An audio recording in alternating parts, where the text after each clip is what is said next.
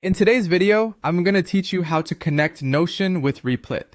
This process will not only enhance your productivity, but also streamline your workflow by integrating these two powerful platforms. So let's dive in and walk through the steps together. First, open your web browser and head over to the homepage of Replit. If you're not familiar with Replit, it's a versatile online platform that enables you to code collaboratively. Once you're on the homepage, make sure you're logged into your account so that you can access all the features and functionalities you need for this integration. Next, look for the integrations option on the Replit homepage. The integrations section is your gateway to expanding Replit's capabilities beyond coding, allowing it to seamlessly work with other platforms like Notion. Click on this section to proceed. Once you're in the integrations menu, your task is to find Notion. This might mean scrolling through a list or using a search bar, depending on how it's displayed on your screen. Notion stands out as an excellent tool for organizing and managing information, which makes this integration particularly useful.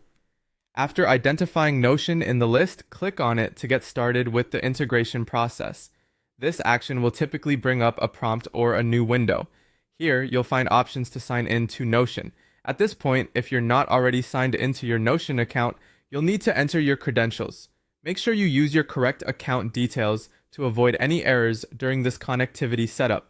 Once you've successfully logged in, click on the option to continue.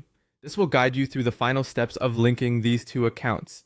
It might take a few seconds for the changes to take effect, but when that's done, your Replit and Notion accounts will be connected. Now that the accounts are linked, you can conveniently access your Notion content directly from within Replit. This integration allows for an incredibly streamlined process where you can manage your coding projects alongside your notes, tasks, and other information stored in Notion. Remember, if at any point you encounter any issues during this process, the help sections in both Replit and Notion are great resources. They often contain troubleshooting tips and community forums where you can ask questions or read about other users' experiences.